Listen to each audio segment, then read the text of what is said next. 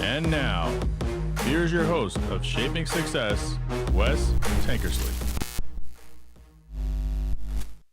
Boom, boom, boom. What is up, everyone? Welcome to Shaping Success Morning Coffee. Morning Coffee. Here we go. Hey, I got a couple sponsor reads here real quick before we get started.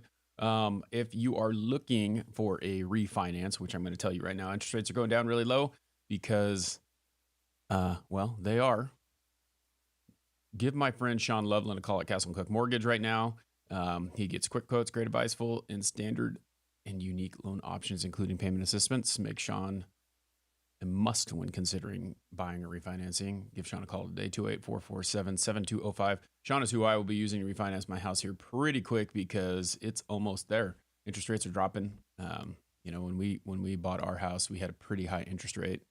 Around 7.5% right now. They're down. He can get me at 6.5%, but I want to see if we can get her a little bit lower. Also, new sponsor to the show, Magic Mind.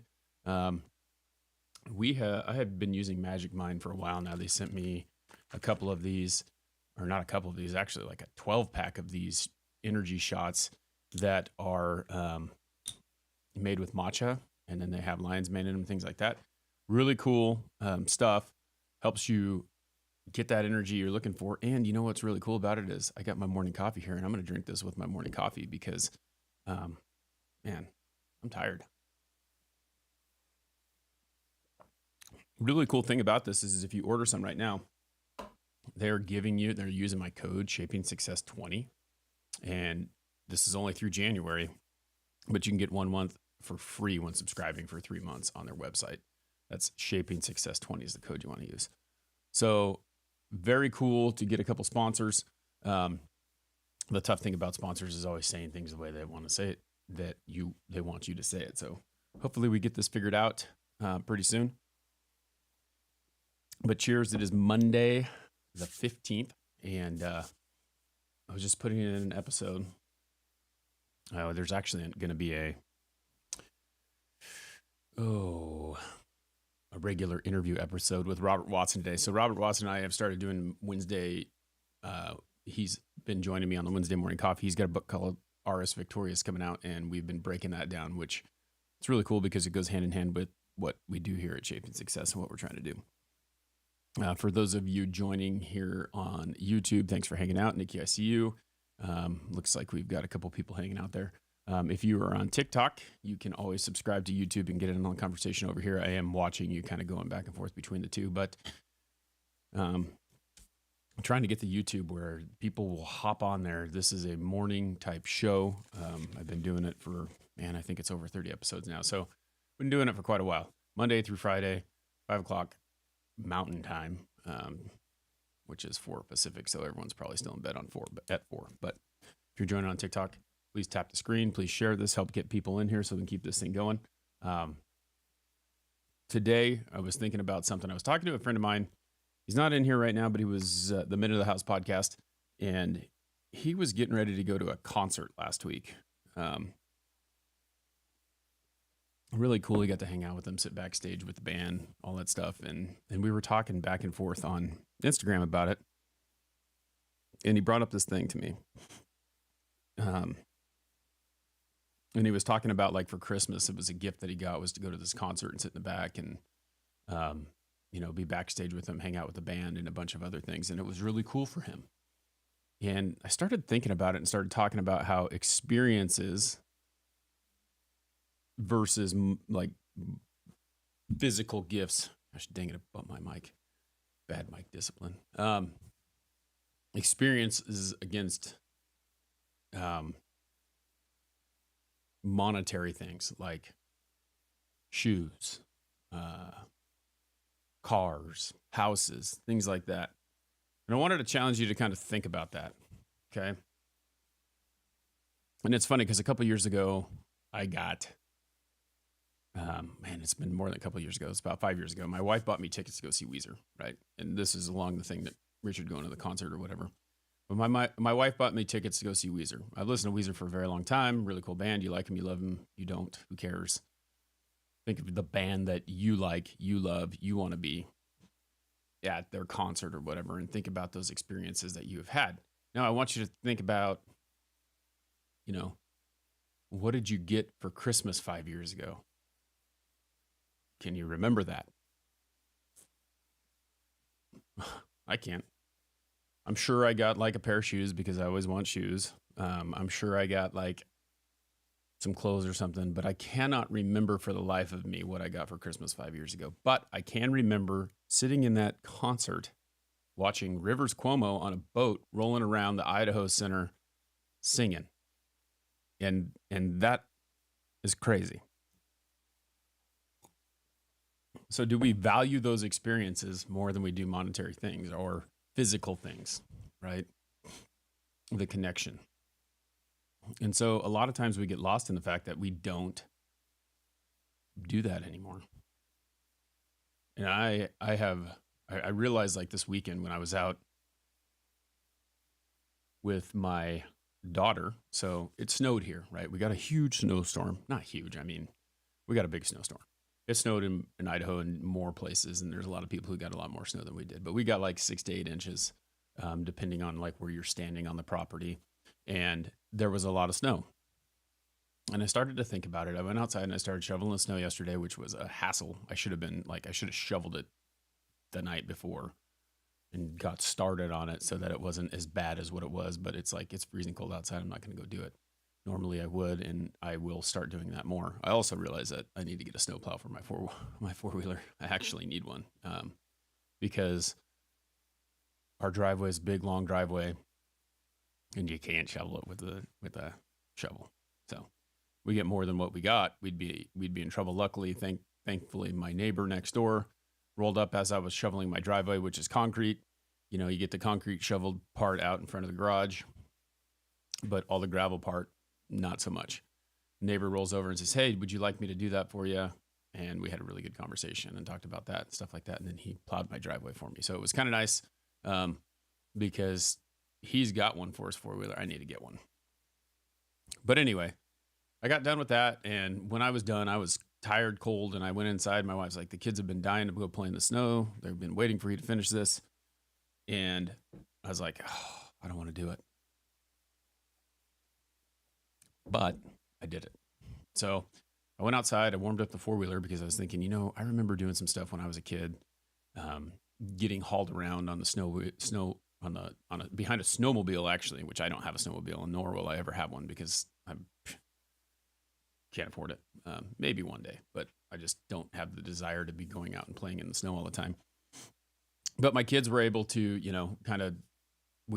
I took this tie strap and I hooked it to the back of the four-wheeler, and then we grabbed a little sled that they have, which we're figuring out that's not quite going to work. And so my wife, not that, who knows, we're supposed to get a little more snow, but my wife ordered a tube that would be easier to pull behind there because my daughter kept falling off, which was interesting because I was thinking about it and how it worked. And as we were doing it, because we did it like 5 or 6 times around the property, I've got this little loop I can go around. We have 3 acres, and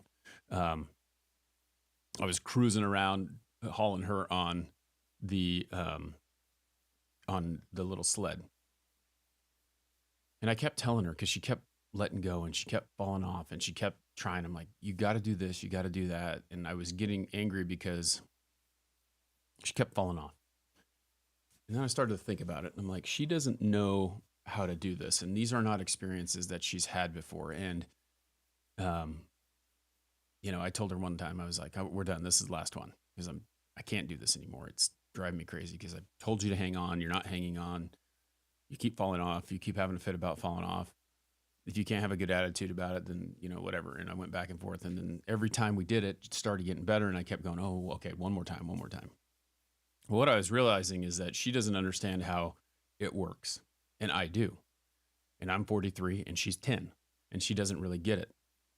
And I'm like, all right, here's what we need to do. So I started problem solving in my head and working with her and trying to figure out how she could stay on there.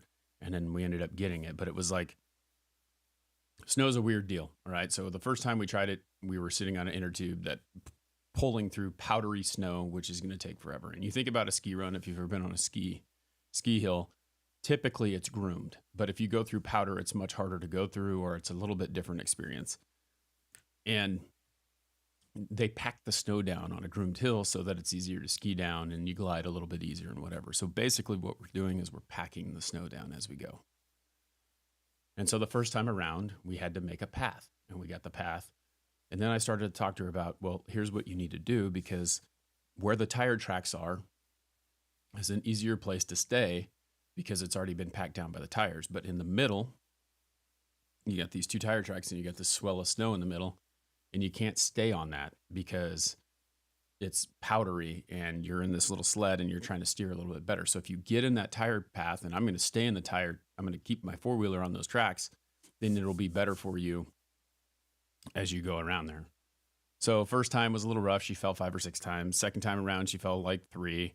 Third time, and she's not falling. She's just letting go and kind of tipping over, and I'd have to stop. And it was funny because every time that happened, you could see where we're trying to build this track, and she's like pushed the snow out. So anyway, we kept going, and then finally she was able to get to a point where I think she fell twice the last time. And when we go again, she's going to just do better and better. But those experiences that we gained yesterday, I'll never forget dragging her around on that. I mean, I may someday, but I'm going to remember going out and doing that with her. I'm not going to remember what she gave me for Christmas. I'm not going to remember those types of things. And that's the tough part, is learning through those experiences and thinking about those things. And, you know, I'm lucky that, thank you, Hal, I appreciate that. I'm lucky that I have this opportunity to be able to do that. And I'm working on, in my own head, trying to be a better father, because I feel like it's always been hard for me because I feel like I got it. But then as I think back in some of the experiences that I've had, I didn't always get it. You know, I didn't always get it. I remember learning how to ski. I remember learning how to wakeboard, which I'll tell you what, when I was 13 years old, learning how to wakeboard was a lot better than when I was in my 20s, when I couldn't get not wakeboard, kneeboard. If you've ever been kneeboarding behind a boat, it's interesting how you have to do it, and you have to be strong, and you have to be willing to just keep going, because it's hard to get up the first time. So I remember my friend's dad having the patience with me in order to allow me to be able to get to do something that I didn't know how to do, and gave me that experience. And I remember doing that, and it was really cool. I mean, for me, what happened was, you know, I had these friends that would take me on trips with them, and water skiing. So he actually helped me. I learned how to water ski on that trip as well. But they took me up we lived in Ontario, Oregon. They took me up to Brownlee Reservoir, which was, I don't know, probably about an hour away. And we stayed in this place called the Mountain Man Lodge, which I'm almost positive is probably not around anymore. But it was really cool. Like, we stayed in this thing. It had a bunch of different rooms. And so, like, we stayed in a room. We had this bunk. We had our own whatever. And then we'd go out during the day. They had a big dock out there, but we'd go out during the day and cruise around on the boat and water ski and kneeboard. And kneeboarding is one of those things that you have to learn how to do. Like, getting up in the water, like, you can either pull off the shore and be no problem, you're already on your knees or whatever. But a kneeboard is kind of like a half a surfboard with little knee pads in the middle of it. So you basically have a strap up there. You stick your elbows in the knee pad hole, and then as they're pulling you up, or as they're pulling you, you've got to bunch up until you get your knees onto the board. And this is all while you have the tow rope in your hand. And then when you get your knees up, you get up, strap yourself in over your knees, and then you can glide on the water. And it took a few times. And I just realized that people were a lot more patient with me than I have been with my own kids, and I need to work on that. So he was patient enough with me. I figured it out. I got it done, and I have to do that. But valuing that experience yesterday was interesting. And it's a great topic to think about, because there's a lot of things that we have in this life that were handed to us, and we just don't pay attention to it until later. So I definitely value experiences more than I value monetary things. As a matter of fact, this year for Christmas, it was like my wife's like, well, what do you want? And I'm like, I don't know. I don't want anything. I mean, I just don't. And upon reflecting on that, I just realized that it needs to be more about experiences than it needs to be about what is handed to us, because we get gifts throughout the year and they're not even gifts. It's just like we buy those things that we used to just like give each other at Christmas, and it's nuts. So looking through some of the comments here, Nikki says that experiences don't have to cost a thing. They really don't. It's a memory that you make with someone. So, yeah, it's crazy, but that's kind of where we're at today. That's kind of what I was thinking about. I want you to think about those experiences that you have had and what is more meaningful. And I want to say thank you to Richard for giving us this idea. It's pretty crazy. Melinda says experiences are priceless. Thanks for joining us on YouTube. They really are. They're really things that I don't know. I feel like people probably value that more than, because you can't get back, I'm sitting here looking at this. I don't know. You got I have all these things in here for my studio, and it's like they're there and I see them. But a lot of the things that I have in here remind me of experiences that I had as well, which is kind of cool, because I can look back here and I can see this Brandon Crawford bobblehead that I traded for 100 pins bobblehead. But when I was there, that was my son's first Giants game. And I need to go find his hat. Now that reminds me, because it was really cool. We go to the Giants game. It's his very first Giants game. And we walk in there and I was like, I'm going to go get him a hat or something, because he doesn't have one. And they pull out the hat and it says my first Giants game, or my first Giants hat or whatever on the sticker. So it's really cool. But that's, you remember that stuff. So same thing with my daughter. I'm going to remember out here. It was also cool because I was holding my son on the four-wheeler. He's laughing. He thinks it's a good time. He loves riding on that. And things you won't forget. So enjoy those experiences.